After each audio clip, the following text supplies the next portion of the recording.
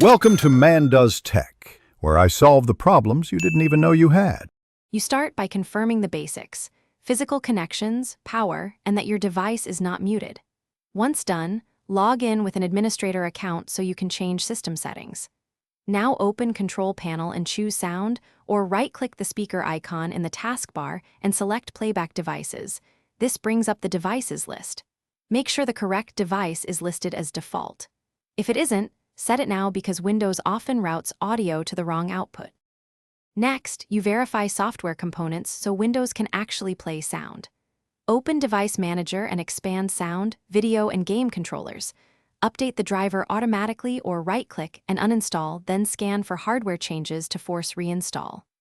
Once done, press Win+R, Run Services, MSC, and restart Windows Audio and Point Builder. These services manage audio streams. Then run the Playback Troubleshooter from Control Panel to detect configuration errors.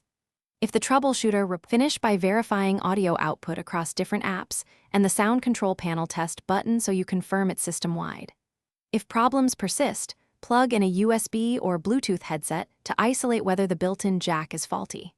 Make sure to check speaker enhancements are off and sample rates match and properties advanced, because mismatched settings can mute audio. If nothing works, use System Restore to roll back to a working point. And if that fails, one key tip: test a Linux.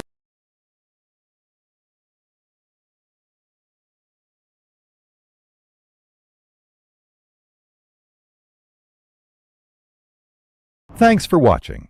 If you found this helpful, don't forget to like and subscribe.